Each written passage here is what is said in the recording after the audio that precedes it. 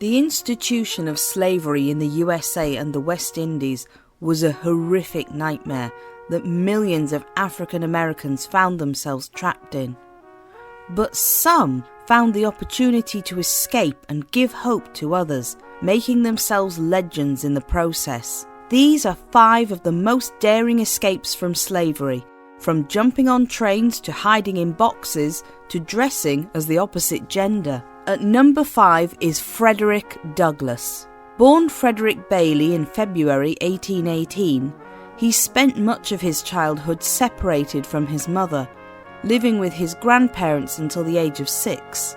He was then moved to another plantation before finally being given to Hugh Auld and his wife Sophia in Baltimore. Sophia apparently made sure he was fed, clothed properly, and had proper sheets and a bed to sleep in. Frederick was noble enough in later life to say of her, she was a kind and tender-hearted woman, treating him as she supposed one human being ought to treat another. Of course, we know that can't have been true, as Frederick was kept by her as a slave. However, when he was around 12 years old, Sophia began to teach him the alphabet. Her husband Hugh was not happy about this. He wasn't alone. Most slave owners in the South wanted to keep slaves illiterate. This was partly so they could not read and write themselves with forged passes to the North, and partly because reading would allow them to understand their situation better through newspapers and other reading. For the first time when he overheard Hugh, Frederick understood that the path to freedom lay in learning to read and write, to educate himself. Even though Sophia now removed all opportunities for reading away from him, including hiding her Bible, Frederick said in his autobiography how he managed to teach himself by observing the writing from people around him and learning from white children in the neighborhood. When he was 16, he was given to Thomas Auld, the brother of Hugh, and he was a brutal man. He whipped Frederick so much that his wounds hardly had time to heal, and he wore these scars for the rest of his life. Frederick finally snapped, however, and he fought back against his beatings. He won a physical confrontation with Thomas, who never beat him again. Frederick later described the fight as transformative, and in his autobiography he introduced the story of the fight by stating, "You have seen how a man was made a slave. You shall see how a slave was made a man." In 1838, he met Anna Murray, a free black woman who lived in Baltimore. By this point, Frederick had started to believe in the possibility of escaping slavery, and Anna helped him with this and supported his efforts. The pair fell in love and planned Frederick's path to freedom. Finally, on September the 3rd that year, Frederick boarded a train bound for the north on the Philadelphia, Wilmington and Baltimore Railroad. He made it to the town of Havre de Grace in northeastern Maryland and along the southwestern shore of the Susquehanna River. This put him only 20 kilometers from the border of Pennsylvania, but it was actually safer for him to continue through Delaware. He then started on the second stage of his plan, taking a steamboat to Perryville on the other side of the river. For this, he was dressed in a sailor's uniform that had been given to him by Anna Murray, and also a set of identification papers from a retired free African-American sailor. Once he reached Perryville, the journey continued again by train, this time heading to Wilmington, Delaware. Wilmington at this time was a large port at the head of the river, but it wasn't completed, and this meant that the rail line ended there. For his final leg of the journey, Frederick then took another steamboat along the Delaware River, heading towards Philadelphia and freedom. Reaching the city, he continued on to New York, finding shelter with famed abolitionist David Ruggles. Frederick Douglass had done it. He had escaped slavery. "A new world had opened upon me," he later wrote.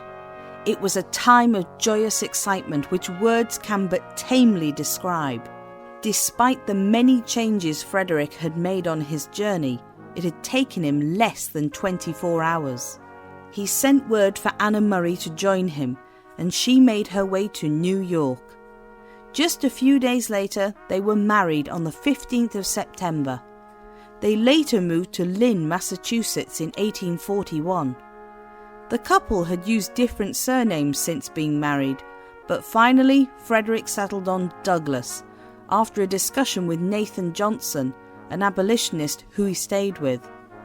His name would go on to become one of the most famous, synonymous with the abolition of slavery. He also went on to write 3 autobiographies, the third of which helped him raise the funds needed for his legal freedom. He toured Ireland and England before returning home to the US, where he continued the fight for abolition even after his legal freedom was granted, also standing up for women's suffrage. At number 4 is the escape of Henry Box Brown, as he came to be known. He was born around 1815 on a plantation called Hermitage in Louisa County, Virginia. Not much is known about his family, but he spoke fondly of his parents, and it's thought he had at least 4 sisters and 3 brothers. His strongest memory of his mother was of her showing him at a young age how the leaves fell from the trees, and describing this as a metaphor for the children of slaves being stripped away from them, describing it with sadness and holding him close. When he was 15 and their slave owner passed away, he was given to one of the sons of his former master, John Barrett, separated from much of his family except his mother, father, and 1 sister, Jane. However, they remained behind on the plantation while Henry was hired out to work at a tobacco factory in Richmond, where he continued to work when he met his first wife. All we know is that her name was Nancy, and they married, but the marriage, like many couplings between enslaved people, was not seen as legal. Henry and Nancy also had 3 children, who due to their mother's status were also born into slavery. Nancy and their children were sold on 3 occasions within Richmond, but on the 3rd sale to a Samuel Cottrell, Henry was approached by him. He stated that he needed another $50 to purchase Nancy for his own wife, and that if Henry would make up the money, he would ensure she would not be sold again. Samuel then blackmailed Henry further by stating that if he did not rent a house for his family and pay Samuel $50 a year, he would make sure Nancy was sold immediately. Henry had little choice. But in 1848, Nancy was pregnant with their 4th child and was sold again, along with their children. This time, they were taken while Henry was at work, removed from their home, sold to someone from North Carolina, and placed in the town jail until they would leave the following morning. After being unable to visit them in jail, Henry begged his master to buy his wife and children to keep his family together, but he was told to go away and get on with his work. They had been married for 12 years. Henry was forced to watch them march the next morning, chained together with other slaves, towards North Carolina, along with others at the side of the road who had to say goodbye to loved ones in the same manner. He watched his children calling out for him from wagons, unable to do anything to help them. He managed to spot his wife, holding her hand for 4 miles while they walked together, unable to say anything to her except, "We shall meet again in heaven." He made up his mind to escape the bondage of slavery. He later wrote, "But I was determined that come what may, I should have my freedom or die in the attempt." He gained the aid of 2 men who could help him. James C. Smith, a free black man who was his close friend and had helped Henry to hire the house for his family, and a white shoemaker named Samuel A. Smith. Henry came up with the plan of placing himself inside a large box and being shipped across to the north as though he were supplies for a store. Henry paid $86 to Samuel for his help in getting him to Philadelphia, around $2,800 today. On the day of the escape, Henry burned his hand with sulfuric acid to get sent home from work. He spilled too much and burned his skin down to the bone, but it was plenty to get him sent home, although he instead went straight to Samuel Smith's house. The box Henry was to travel in was just 3 by 2 by 2.67 feet, and he only had a small supply of water and a few biscuits to last the journey. He also only had 3 small air holes, and they were nailed across with 2 strips of leather to hide them. But Henry had decided the method of escape was worth the risk, and he later noted that his hope of freedom was stronger than any fear he had. His trip began on the 29th of March 1849. Samuel sent ahead a telegram to ensure someone met Henry, and the box was transported by wagon, railroad, steamboat, wagon again, railroad again, ferry, railroad for a 3rd time, and finally delivery wagon.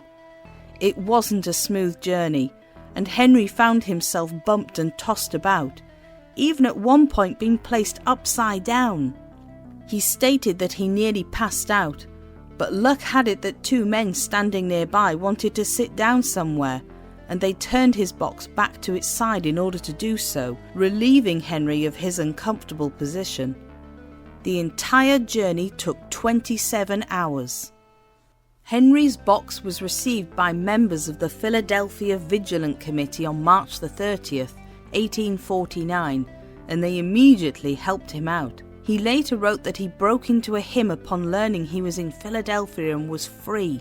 His escape was not only celebrated for its inventiveness, but was also held up as a great example for the efficiency and speed of the government postal system. Henry went on to become a well-known speaker against slavery, meeting Frederick Douglass and writing 2 autobiographies. However, there is an odd part to Henry's story.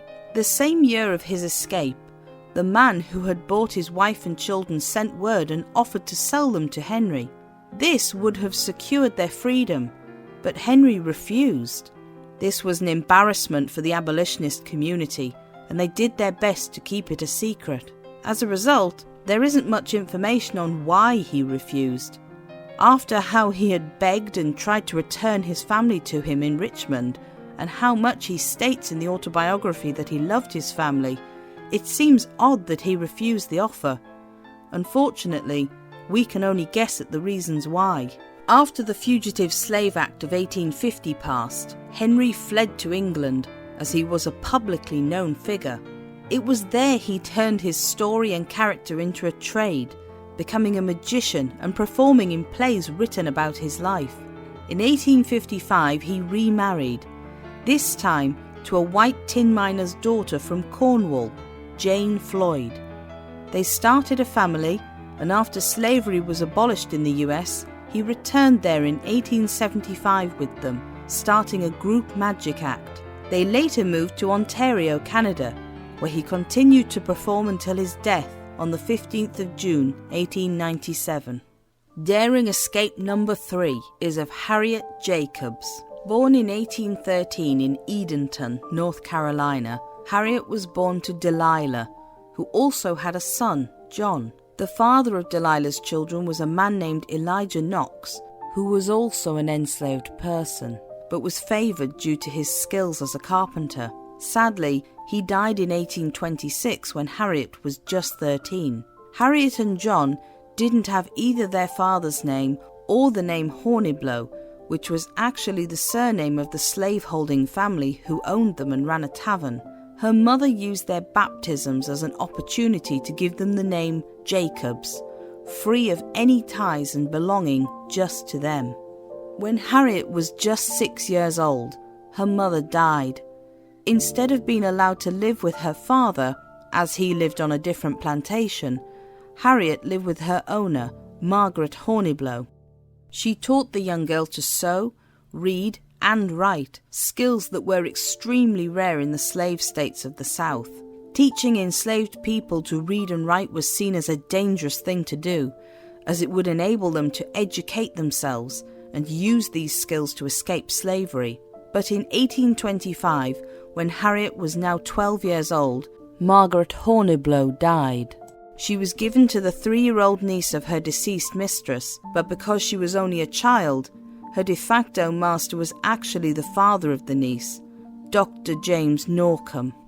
Her brother John, her grandmother Molly, and her uncle Mark were all inherited by the tavern keeper's widow when he died. Friends managed to free Molly and her son Mark, who had to remain as his mother's slave due to legal restrictions on freeing someone enslaved. Her brother John was bought by Dr. Norcom, and so the two siblings were at least able to live together.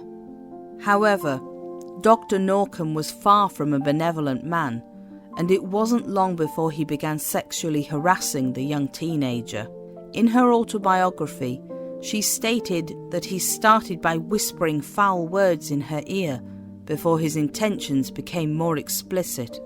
Feeling unable to explain her predicament to her grandmother, Harriet attempted to find a way out from her situation by starting a relationship with an unmarried white lawyer, Samuel Sawyer.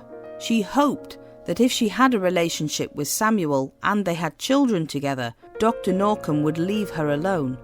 And she did indeed have 2 children with Samuel, Joseph, born in 1829, and Louisa Matilda, born in 1832. But unfortunately, this did not work as she hoped. When Maria Norcom found out about the first pregnancy, she sent Harriet away to live with her grandmother Molly, rather than live in her house. While this might have helped, Dr. Norcom was still able to visit and harass Harriet, as the houses were very close to one another. In April 1835, Dr. Norcom made his move.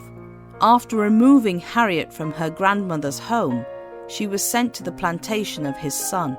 He threatened to sell her children, separately and without her, unless she succumbed to his demands. In June of that year, Harriet made her plan for escape. For a month, she was hidden by a white woman who was a slaveholder herself, secreting Harriet away in her own home. But Harriet needed somewhere better to hide, deciding it was too dangerous to try and make the journey to freedom in the north at that time. At last, she found refuge in a decidedly difficult place to hide, a crawl space under her grandmother's roof. The space was just 9 by 7 feet across, and only 3 feet at its highest point. It must have been horrific, with rats and mice sharing the small dark space with her. She managed to bore holes into the wall, creating tiny inch-wide squares that allowed some fresh air and light in, but not much. Norcom was furious and sold her brother John and her 2 children to a slave trader with the stipulation they should be sold in different states. However, Samuel Sawyer secretly had a deal with the trader and bought all 3 of them to keep them safe. Harriet, however, was furious that Samuel did not, as he had promised, manumit their children. However, he did send them to live with Molly, and Harriet was able to sometimes observe them through the small hole she had made without them knowing their mother was so close. Samuel also obtained her permission to send their daughter to New York, where slavery had been abolished, and she began work there as a maid for his cousin. In 1842, after spending an incredible 7 years in the cramped space of her grandmother's roof, Harriet finally escaped to Philadelphia by boat, aided by anti-slavery activists of the Philadelphia Vigilant Committee. But Harriet didn't stay there long, moving on to New York to find her daughter. Harriet even found work as a nursemaid for Mary Stace Willis, wife of the poet and popular author Nathaniel Parker Willis. She was constantly kept on the move within New York, as Norcom came looking for her to take her back, which he was legally allowed to do. After finding her brother John, who had freed himself by leaving Sawyer while in New York, she wrote to her grandmother, asking her to send her son Joseph to live with his uncle in Boston. Not long after, Harriet went to Boston as well, finding her daughter Louisa Matilda in the house of Sawyer's cousin, where she had been badly treated. However, Harriet now had both of her children.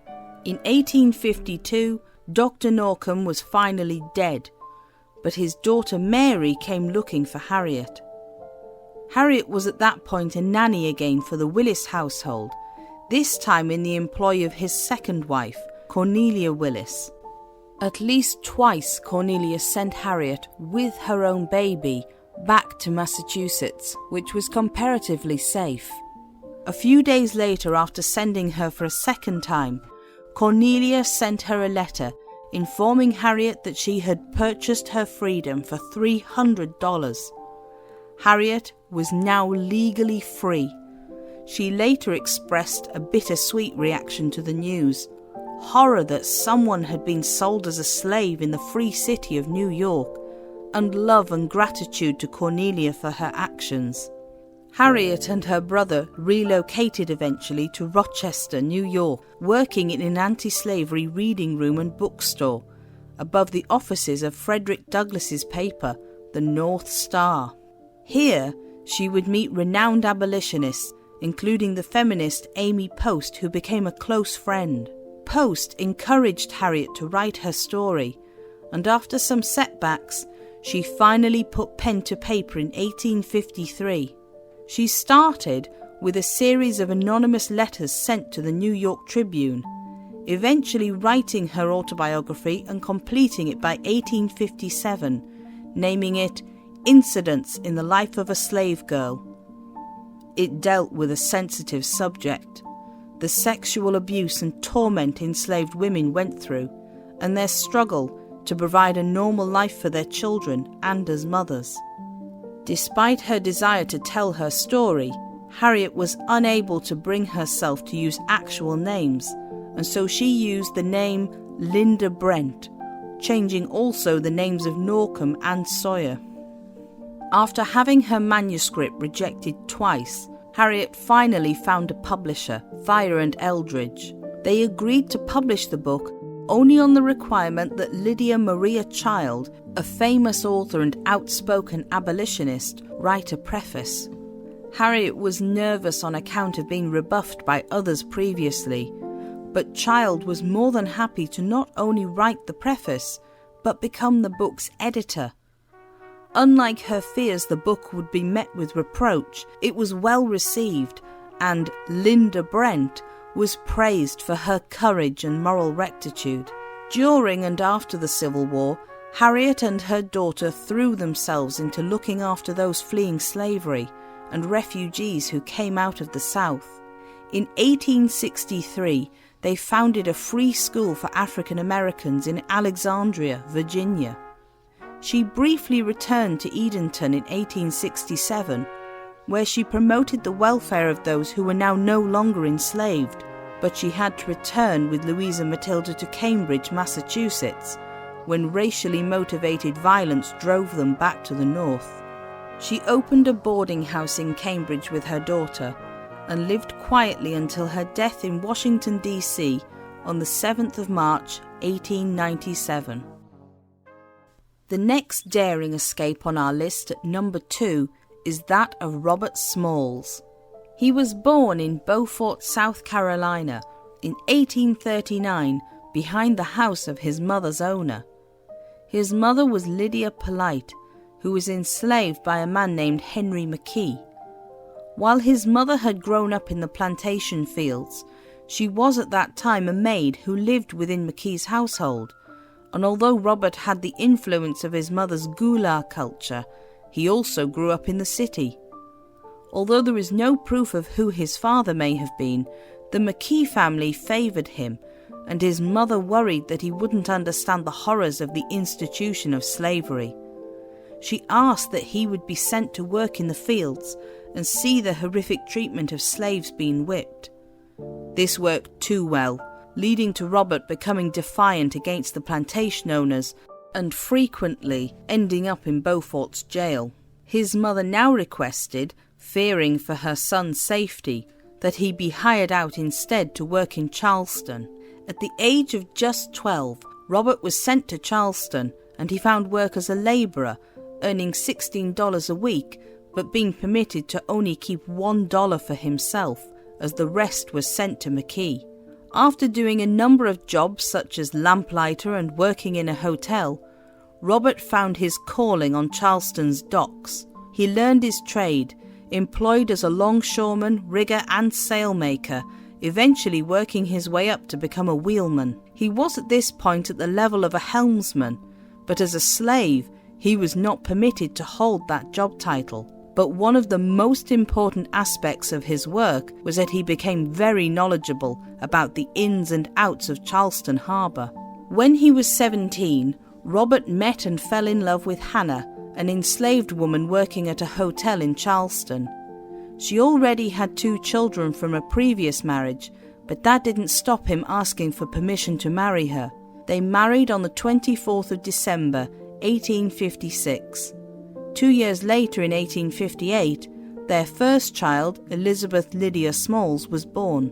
Later in 1861, they had a son, Robert Jr. Well aware of the likelihood his family could be broken apart at any point, Robert asked if he could buy the freedom of his wife and children. The Kingman family who owned her agreed, but at a high price. They asked for $800.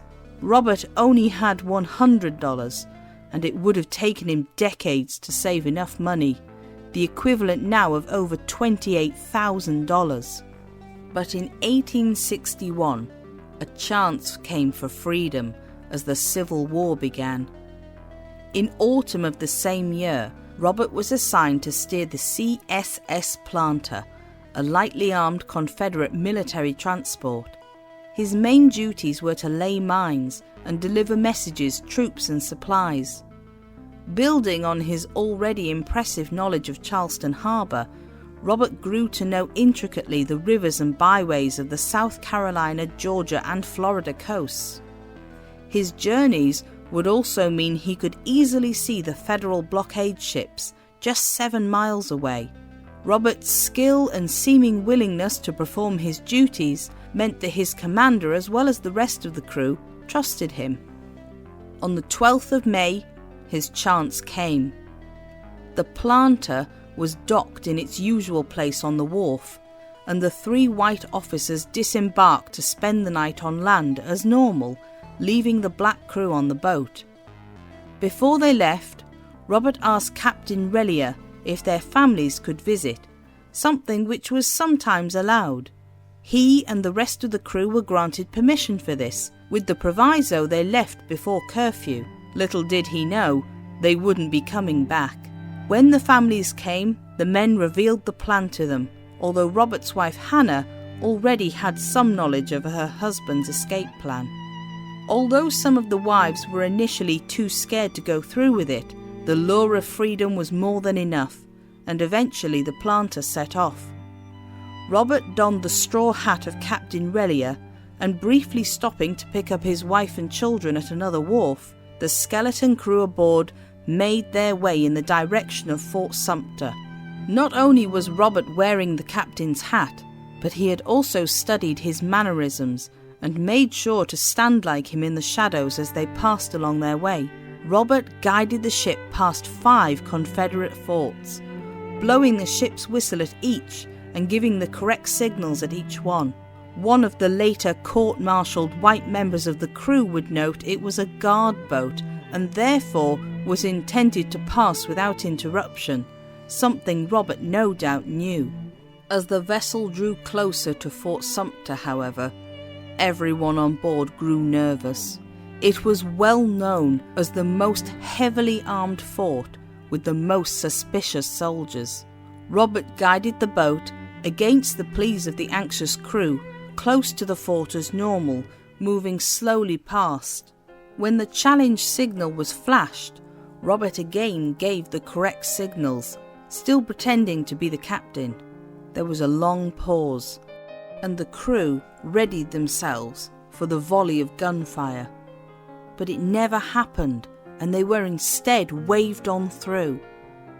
As soon as they got beyond the guns of Fort Sumter, the crew immediately dragged down their South Carolina and Confederate flags, replacing them with a white bedsheet. Just as weapons were being loaded on the USS Onward, one of the Onward's crew spotted the white flag of surrender just in time. The crew on the Planter began singing and dancing as they realized they were free, and their vessel was brought up alongside the Onward. Robert stepped forward, removed his hat, and apparently said, "Good morning, sir. I've brought you some of the old United States guns, sir." The escape plan had succeeded. Not only had Robert Smalls freed himself and his family, but also his entire crew and their families, and he had captured a vessel for the Union side. At just 23 years old, Robert was quickly held up as a hero, and the US Congress passed a bill to award the crew of the planter the prize money for the ship. His portion alone came to $1,500, enough to buy the home of his former owner once the war was over, although many argued the valuation was not high enough.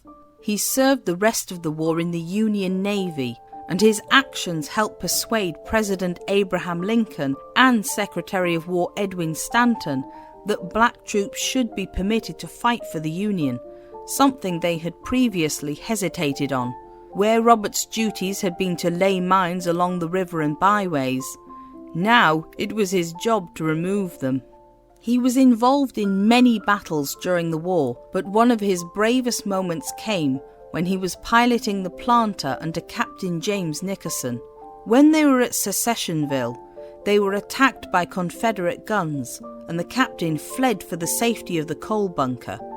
However, Robert refused to move from the pilot house, fearing that surrender would mean death for his fellow African-American crew, rather than them being treated as prisoners of war. He instead piloted the boat to safety, and for this he was promoted to the rank of captain. Despite these achievements, he would have to fight in later years to receive the Navy pension due to him, as he had not been officially commissioned. An act of Congress would finally pass to allow him $30 a month, the correct amount for a Navy captain.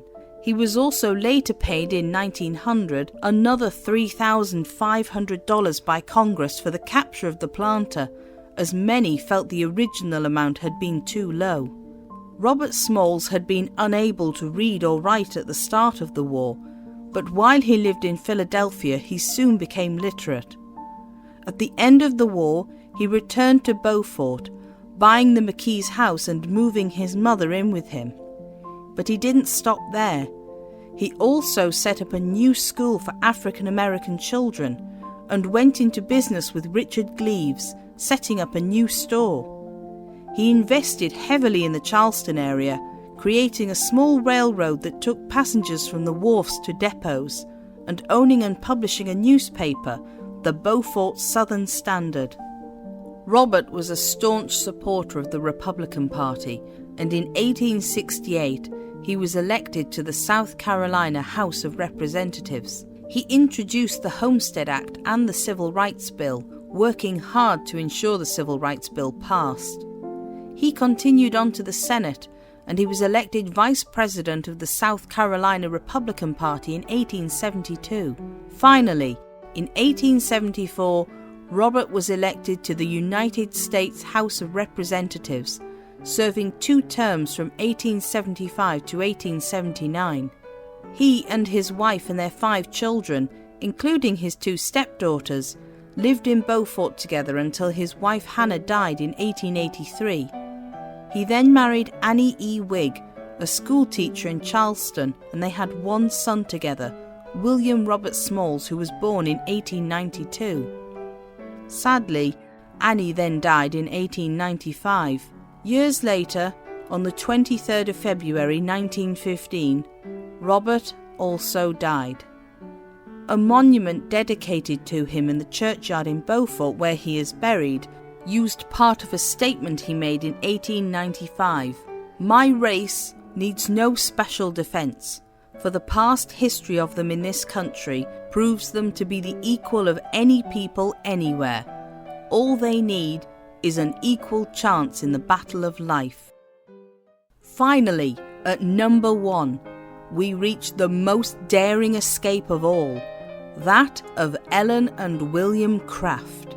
Ellen was born in 1826 in Clinton, Georgia. Her mother Maria was an enslaved woman who was mixed race. Her father was the plantation owner and enslaver, Major James Smith, who was white. As a result, Ellen was very fair-skinned, and she was often mistaken for being a full sibling of her half-siblings. Wanting to get rid of the proof of her husband's infidelity, Smith's wife sent Ellen away as a wedding present to one of her daughters, Ellen's half-sister, Eliza Cromwell Smith. Ellen was just 11 years old and now had to work as a house slave in Eliza's household in the city of Macon. But this did give her the opportunity to find out information about the area that would have otherwise been difficult. William Craft was born in Macon in 1824. Not much is known about his early life, but he lived with his mother, father, and at least one brother and one sister. When he was 16, in order to pay off gambling debts of the man who owned his family, William and his parents and siblings were sold off separately. William especially remembered minutes before being sold himself, his frightened, tearful 14-year-old sister being sold. His family was scattered throughout the South. William's new owner apprenticed him out as a carpenter, and he became a skilled cabinet maker. Although William was permitted to work for fees, most of his wages were taken away from him. Ellen and William met at some point in the next few years, and when they were 20 and 22 respectively, they obtained permission to marry in 1846. However, their biggest fear was of having children while still held in slavery. Both of them had witnessed the enforced separation of their families, and it filled them with horror that they might lose their children in this way. They made their minds up to escape together. The couple came up with many plans they dismissed as too difficult, but finally William, who knew that slaveholders were able to take their slaves into any state, including into the North, came up with a daring idea. As Ellen was fair-skinned, she would pretend to be a white male planter, travelling with her male servant. She had to pretend to be male, as it was not customary for white women to travel alone with a male slave. They settled on attempting their escape at Christmas time. Both managed to obtain a pass to visit friends for a few days, which would buy them some time before the alarm was raised at their disappearance. William cut Ellen's hair short, and she practiced the mannerisms and walk of a man. Ellen also made sure to bandage her head and place her writing arm in a sling, using this as an excuse to hide the fact she could not read or write. Part of her disguise was in pretending to be a wealthy white planter going to seek advice from doctors in the North for her supposed condition. She furthered the disguise with a top hat and a pair of spectacles to alter her appearance as much as possible. Their journey began at Macon Station, where Ellen purchased tickets to the city of Savannah. William and Ellen had to sit separately, as black people were not allowed to be in the same carriages as white people. Just before their train left, the owner of the cabinet workshop where William was employed came onto the platform, clearly looking for someone as he questioned the ticket seller. Shrinking back from the window, William tried to make himself as invisible as possible. Luckily, just before the cabinet maker got to William's coach, the bell rang out and the train pulled away. Meanwhile, Ellen, who had been looking out of the window to avoid the gaze of those boarding the train, was horrified to discover one of the passengers sharing her compartment was an old friend of her master's who had known her for years. To her relief, he simply greeted her with, "It is a very fine morning, sir," none the wiser to who the young man really was. To avoid speaking to him in case he recognised her voice, Ellen pretended to be deaf for the rest of the journey. Once in Savannah, the couple boarded a steamship bound for Charleston in South Carolina. Unbelievably, Ellen herself had breakfast with the captain of the ship the following morning, where he warned the young man before him to watch out for cutthroat abolitionists who might try to steal William away. A slave trader also on the ship offered to buy William, and Ellen was reprimanded at one point for saying thank you to William. In an amusing twist to the situation they had come from, once the pair reached Charleston, They stayed in the finest rooms at the best hotel there. The staff treated the young invalid planter with great care, never suspecting a thing. The last leg of their journey was the most nerve-wracking. In the morning, Ellen attempted to buy tickets for them both for a steamship to take them to Philadelphia and freedom. So far, Ellen had avoided needing to sign hotel registers and for tickets by feigning her arm injury, but they had no such luck this time. The ticket seller, wary of white abolitionists attempting to take slaves out of the South, demanded a signature to prove William was the slave of the young man Ellen was pretending to be.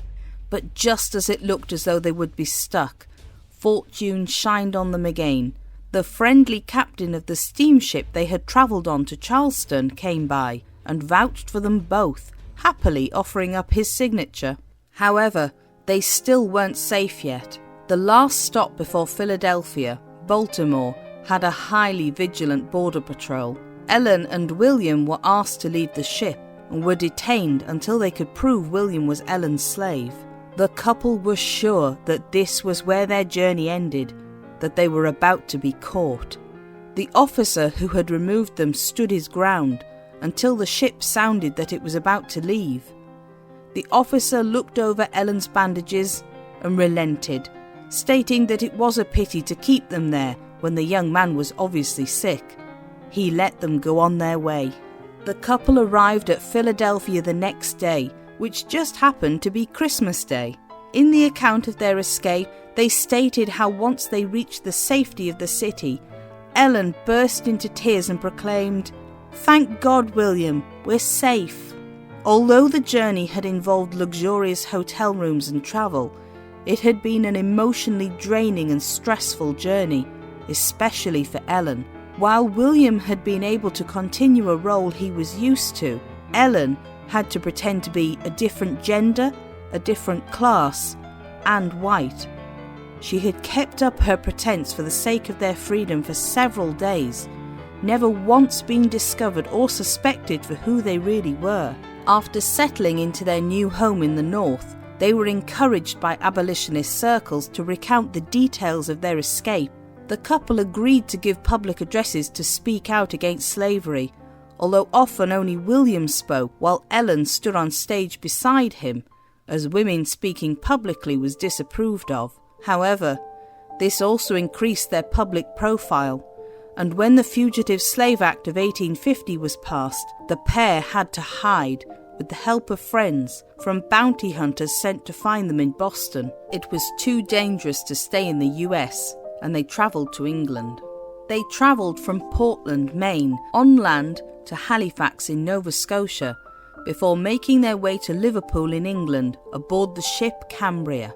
Once they reached England, they were aided by prominent British abolitionists who arranged for their lodgings and intensive schooling, and they finally felt they were truly free from their fears of being re-enslaved. While in England, they started the family they had always longed for, their children free from becoming slaves. They had 5 children altogether, born between 1852 and 1871, 4 sons and a daughter. The Crafts spent most of the 19 years they lived in England in Hammersmith, London. Ellen even managed to find out her mother's whereabouts at the end of the Civil War and arranged for her to come to England. The couple tried to earn a living by making public lectures speaking out against slavery, but they struggled financially.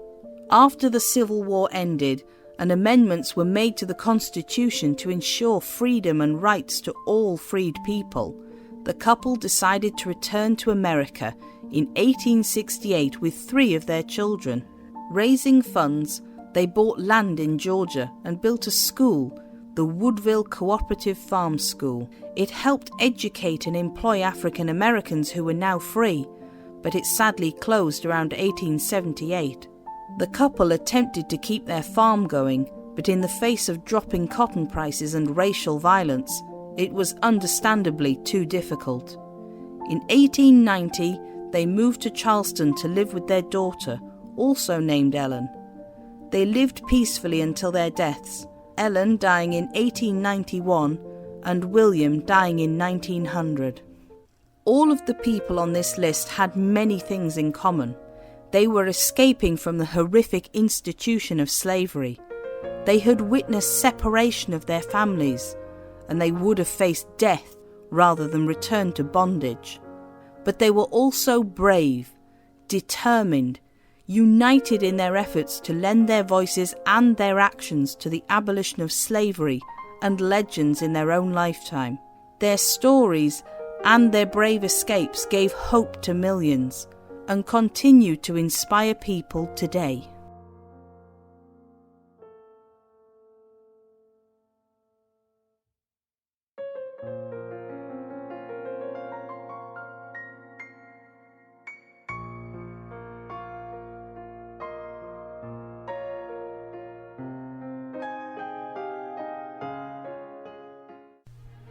If you enjoyed this video, don't forget to like and subscribe so you don't miss any new documentaries.